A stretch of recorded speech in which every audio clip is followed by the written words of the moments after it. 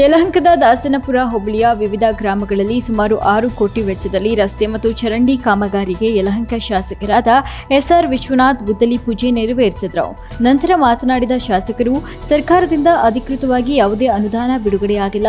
ಬೆಳಗಾವಿ ಅಧಿವೇಶನದಲ್ಲಿ ಈ ಅಭಿವೃದ್ಧಿ ಅನುದಾನದ ವಿಚಾರದಲ್ಲಿ ಧ್ವನಿ ಎತ್ತಬೇಕು ಅಂತ ಸಮನ್ವಯ ಸಮಿತಿಯಲ್ಲಿ ಚರ್ಚೆಯಾಗಿದ್ದು, ಸರ್ಕಾರ ಯಾವುದೇ ಇದ್ರೂ ಅಭಿವೃದ್ಧಿ ಕೆಲಸ ಮಾಡುವುದು ನಮ್ಮ ಜವಾಬ್ದಾರಿ ಅಂತ ತಿಳಿಸಿದರು.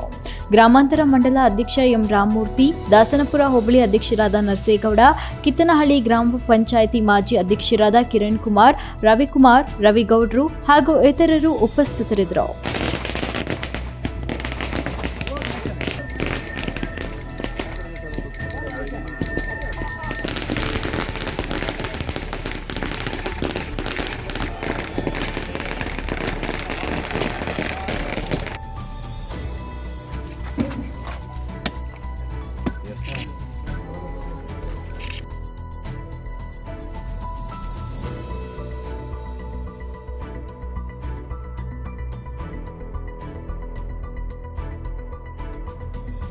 ನಾರಾಯಣಪುರಪಾಳ್ಯ ಈ ರಸ್ತೆಯು ಕೂಡ ಬಹಳ ಹಿಂದೆ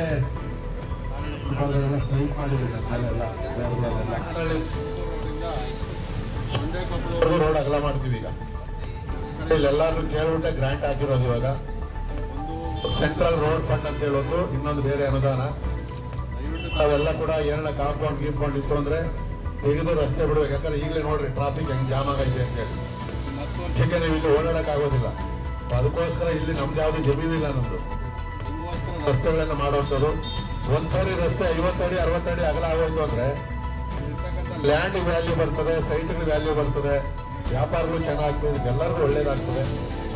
ದಯವಿಟ್ಟು ಎಲ್ಲರೂ ಕೂಡ ಸಹಕಾರವನ್ನ ಕೊಡಬೇಕು. ಈಗಲೇ ಯಾರಾದ್ರೂ ಮನೆ ಕಟ್ಟೋರಿದ್ರೆ ದಯವಿಟ್ಟು ಒಂದು 5 ಅಡಿ 10 ಅಡಿ ಒಳಗಡೆಗೆ ಮನೆಗಳನ್ನ ಕಟ್ಕೊಳ್ರಿ. ಗೋಡನ್ ಕಟ್ಟೋದಿದ್ರು ಕೂಡ ಒಳಗಡೆ ಕಟ್ಕೊಳ್ರಿ. ಯಾರೊಬ್ರು ತಕರಾರು ಮಾಡಿದ್ರು ನಾವು ಇಡೀ ಜನ ಒಂದಾಗಿ ಎಲ್ಲರೂ ತೆಗಿಸ್ತೀವಿ. ನೀವು ರೋಡ್ ಹೋದ್ರು ಸರಿ, ಎಲ್ಲೋದ್ರು ಸರಿ, ರಸ್ತೆ ಆಗ್ಬೇಕಾಗಿರೋದ್ರಿಂದ ಬಹುಶಃ ಜನವರಿ ರೋಡನ್ನು ಶುರು ಮಾಡ್ತೀವಿ. ಯಲಹಂಕ ಕ್ಷೇತ್ರ ದಾಸನಪುರ ಹೋಬಳಿಯ ವಿವಿಧ ಗ್ರಾಮಗಳ ಒಟ್ಟು 6 ಕೋಟಿ ರೂಪಾಯಿ ವೆಚ್ಚದ ರಸ್ತೆ ಮತ್ತು ಚರಂಡಿ ಕಾಮಗಾರಿಗಳಿಗೆ ಇವತ್ತು ಗುದ್ದಲಿ ಪೂಜೆಯನ್ನು ಮಾಡಿದ್ದೀವಿ. ಕಳೆದ ತಿಂಗಳು ಕೂಡ 2 ಬಾರಿ ದಾಸನಪುರ ಹೋಬಳಿಯಲ್ಲಿ ಪೂಜೆಗಳನ್ನು ಮಾಡಿ ಈಗಾಗಲೇ ಅವೆಲ್ಲ ಕಾಮಗಾರಿಗಳು ಮುಕ್ತಾಯ ಹಂತಕ್ಕೆ ಬರ್ತಾ ಇದೆ. ಇನ್ನೂ ಕೂಡ ಸರ್ಕಾರದಿಂದ ಅಧಿಕೃತವಾಗಿ ಏನೋ ಅನುದಾನ ಕೊಡಬೇಕೋ ಅದು ನಮ್ಗೆ ಇನ್ನೂ ಬಿಡುಗಡೆ ಆಗಿಲ್ಲ. ಈ ಬೆಳಗಾವಿ ಅಧಿವೇಶನದಲ್ಲಿ ಈ ಅಭಿವೃದ್ಧಿ ಅನುದಾನದ ವಿಚಾರದಲ್ಲಿ ನಾವು ಧ್ವನಿ ಎತ್ತಬೇಕು ಅಂತೇಳಿ ನಾವು ಸಮನ್ವಯ ಸಮಿತಿ BJP ಮತ್ತು JDS ವರಿಷ್ಠರೆಲ್ಲನ ಕೂಡ ಮಾತಾಡಿದ್ದೀವಿ. ಯಾಕೆಂದರೆ ಇವತ್ತು ನಾವು ಶಾಸಕರನ್ನು ಜನ ಅಪೇಕ್ಷೆ ಪಡೋದು ಕೆಲಸ ಮಾಡಲಿ ಅಂತೇಳಿ. ಸರ್ಕಾರ ಯಾವುದೇ ಇದ್ರೂ ಕೂಡ ಕೆಲಸ ಮಾಡ್ತಕ್ಕಂಥ ಜವಾಬ್ದಾರಿ ನಮ್ಮ ಮೇಲೆ ಇದೆ. ಸೊ ಅದನ್ನು ನಾವು ಬೆಳಗಾವಿ ಅಸೆಂಬ್ಲಿಯಲ್ಲಿ ಅದ್ರ ಬಗ್ಗೆ ನಾವು ಚರ್ಚೆ ಮಾಡ್ತೀವಿ.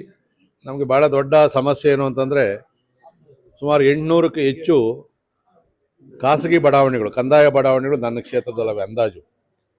ಸೊ 800 ಬಡಾವಣೆಗಳಿಗೂ ಕೂಡ ಯಾರು ಡೆವಲಪರ್ಸ್ ಇದ್ದಾರೆ 10% ಕೂಡ ಅಭಿವೃದ್ಧಿ ಮಾಡದೆ ಹಾಗೆ ಬಿಟ್ಟು ಹೋಗಿದ್ದಾರೆ. ಅದರ ಈಗೆಲ್ಲ ಮನೆಗಳು ಕಟ್ಕೊಂಡವರೇ ವಾಸ ಮಾಡ್ತಾ ಇದ್ದಾರೆ. ಅದು ನಮಗೆ ದೊಡ್ಡ ಅನುದಾನದ ಅವಶ್ಯಕತೆ ಇರ್ತಕ್ಕಂಥದ್ದು. ಯಾಕಂದರೆ ಖಾಸಗಿ ಬಡಾವಣೆಯಲ್ಲಿ ಸರ್ಕಾರಕ್ಕೆ ಯಾವುದು ಅಭಿವೃದ್ಧಿ ಶುಲ್ಕಗಳು ಬಂದಿರಲ್ಲ. ಬಟ್ ಸರ್ಕಾರದಿಂದ ಅಲ್ಲಿ ಕೆಲಸಗಳನ್ನು ಮಾಡಬೇಕು. ಇದು ನಮಗೆ ಒತ್ತಡ ಜಾಸ್ತಿ ಇರೋದು. ಸೊ ಅಲ್ಲೂ ಕೂಡ ನಾನು ಹಂತವಾಗಿ ಕೆಲಸವನ್ನು ಮಾಡ್ತಾ ಇದ್ದೀನಿ.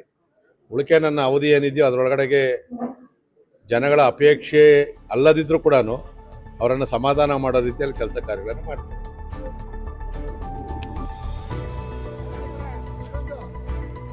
ವರದಿ ಹನುಮಂತರಾಜು, ವಿಸ್ಮಯ ನ್ಯೂಸ್ ಕನ್ನಡ, ಯಲಹಂಕ.